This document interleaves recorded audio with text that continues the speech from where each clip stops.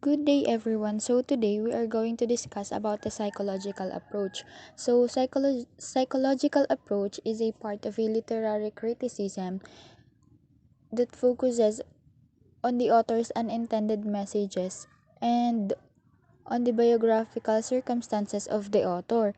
The goal or role of this criticism or analysis is to analyze the unconscious elements within the literary works based on the psychological background of the author, and also this analysis looked on the psychological motivations of the characters.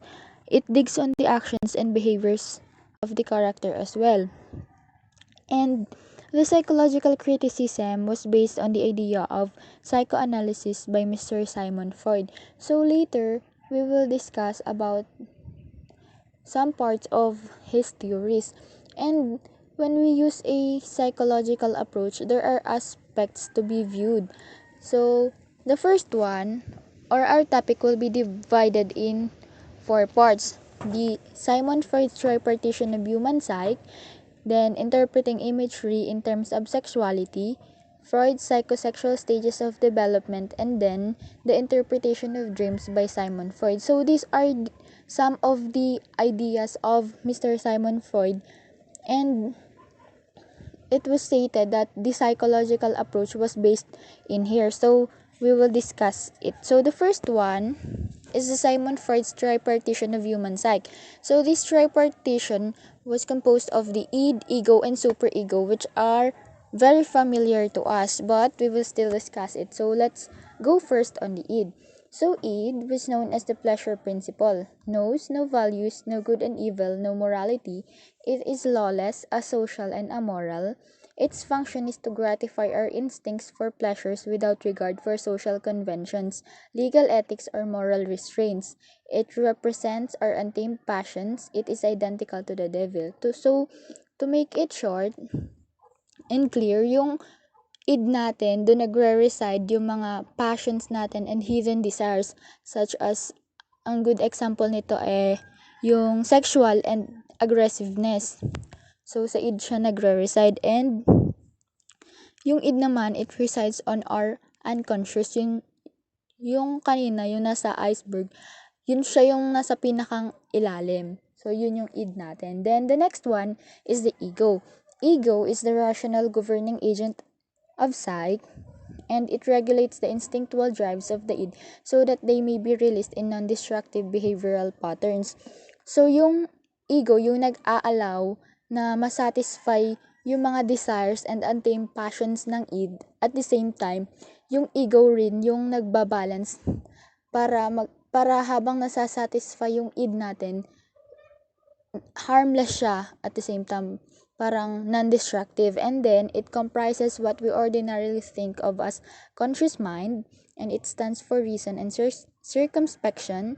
It is governed by reality principle. So earlier yung id, siya ay pleasure principle. So ngayon naman yung ego natin ay reality principle. Then it keeps us healthy human beings by maintaining a balance between id and superego. So meaning dapat mas dominant yung ego natin kesa sa id and superego to keep us healthy. Then the last one is the superego. The superego is the other regulating agent that which primarily function to protect society. So the superego, as we all know, is the opposite of the id. Kung yung id parang make us behave as devil, ito namang superego, it would have us behave as angels. And itong superego, siya naman yung morality principle. And ito yung mga nagfa-follow ng mga rules and kung ano yung tama sa isang society. And the superego tells us what is right or wrong and permissible or not.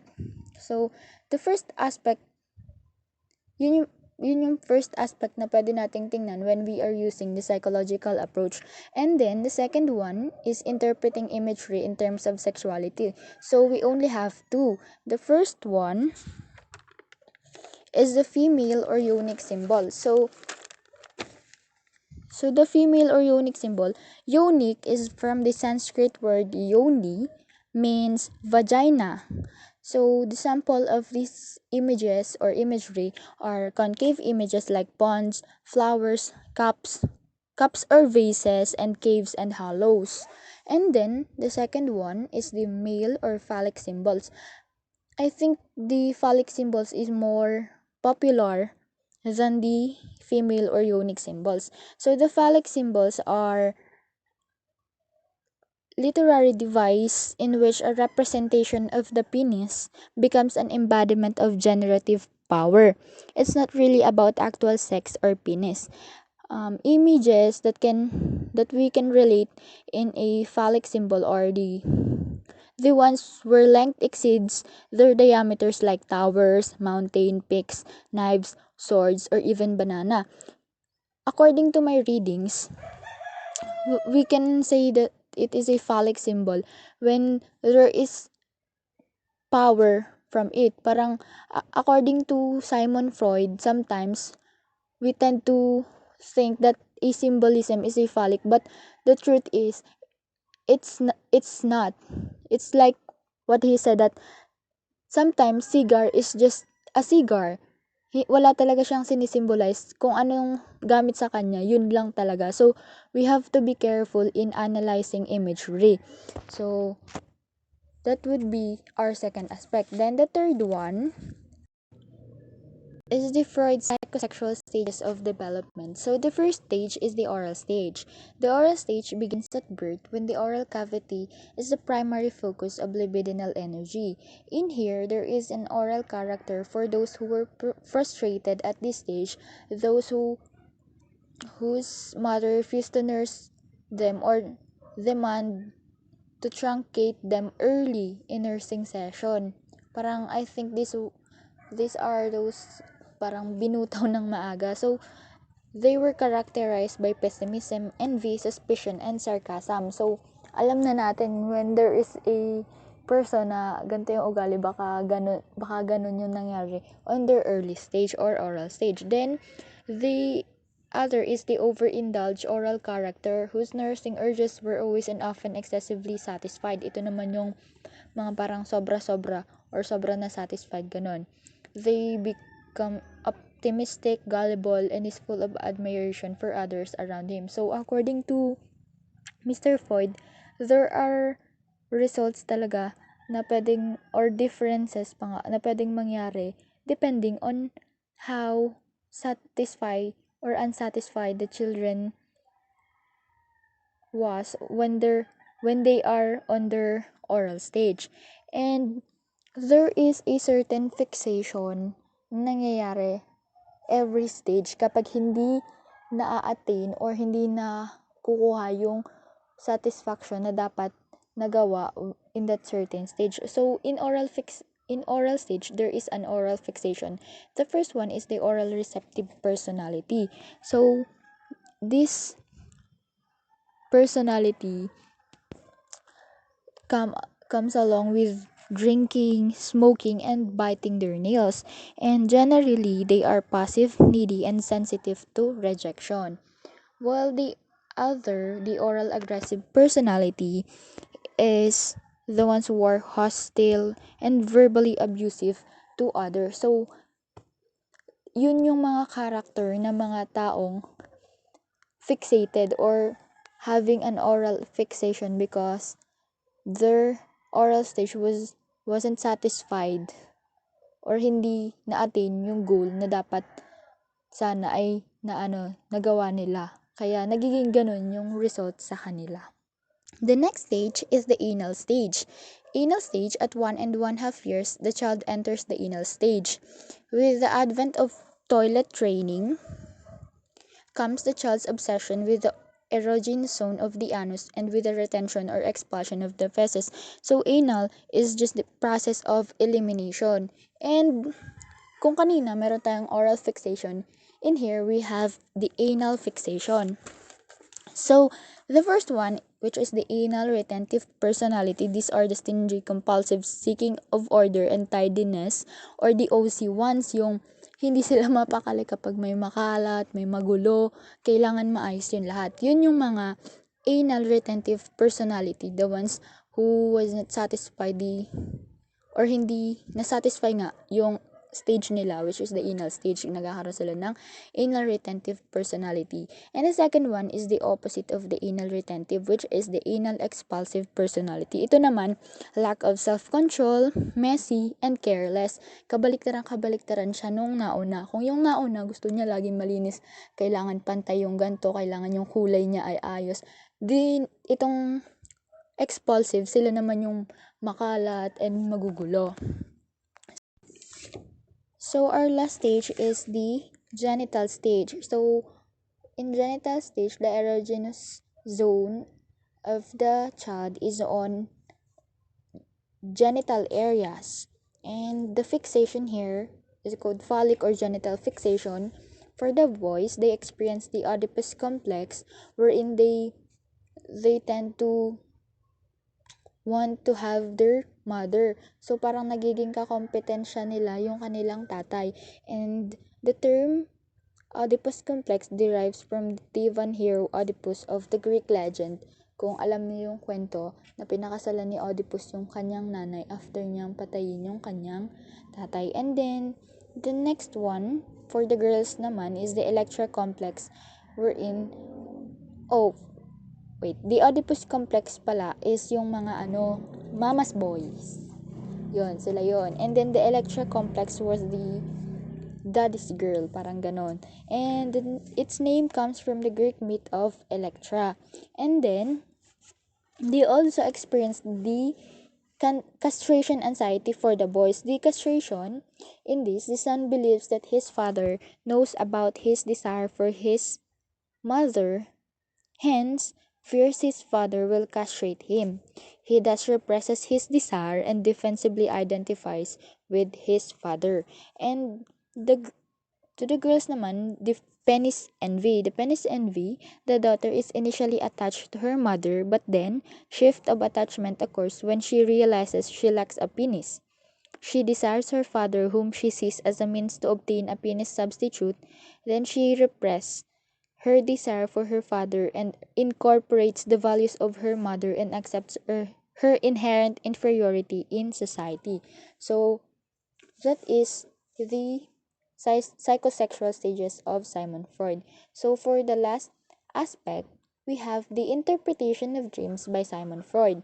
So, dreams is the secret agent into our unconscious, and when we dream of something, sometimes it's all about our fears, our desires, and emotions. And then, dreams is that wish fulfillment is the meaning of each and every dream, and hence there can be no dreams besides wishful dreams. Dreams are not meaningless but are, in fact, constructed by a highly elaborate intellectual activity. And Freud contends that dreams are the guardian of sleep, where they become disguised fulfillments of repressed wishes. So, yun nga, yung sinabi ko kanina, sometimes when we dream, minsan yun yung mga gusto nating mangyari sa buhay natin or sa atin mismo. Kaya natin sila napapanaginipan, or di kaya yung mga fears natin. And then, there are several reasons author may choose to use dream, as they can reveal things about the character such as their fears, fears for future or past, and their desires. So, that's the four aspects that we can view in order to use the psychological approach if we want to analyze some author of a certain literary piece or the characters on that piece. And I have read some analysis using the psychological approach. It was about Edgar Allan Poe. So, in the life and works of Edgar Allan Poe, the one who made the analysis was Marie Bonaparte. She psychoanalyzes Poe, concluding that his fiction and poetry are driven by his desire to be reunited with his dead mother. She died when Poe was 3 years old. The desire leaves him symbolically castrated, unable to have normal relationships, and Bonaparte analyzes Poe's story from this perspective, reading them as dreams reflecting Poe's repressed desires for his mother. So, it's just an example of an analysis using the psychological approach, when I think we can also make our own analysis if we want to. For example, we read some literary piece and parang naguguluhan ka why bakit ganun yung message ng story. We can, I think if we are that curious, we can search about the background of the author. Malay natin, nandun yung sagot kung bakit hindi mo maintindihan yung message na gustong iparating ng literary piece. Maybe the author is fixated or whatsoever na related dun sa psychological approach na pwede nating gamitin to analyze the author. And we can also use it to analyze the behavior of the characters on that specific literary piece. For example, we have one character in a story na sobrang parang stingy, ganon. Dun pa lang, parang pwede natin siyang sabihin na meron siyang fixation or fixated siya. Baka hindi niya na-satisfy yung oral stage niya. That's why the character is stingy. And any other such as dun sa second aspect natin naman na imagery. Pag nakabasa tayo ng, for example, yung ganitong word, ganyan. Tapos, we tend to think na, ito kaya ay imagery or just the simple words itself. Ganon. Pwede nating gamitin yung psychological approach as we want to with regards, syempre, dun sa ideas ni Mr. Simon Ford. And that would end my report. I hope you learned something. And thank you. God bless.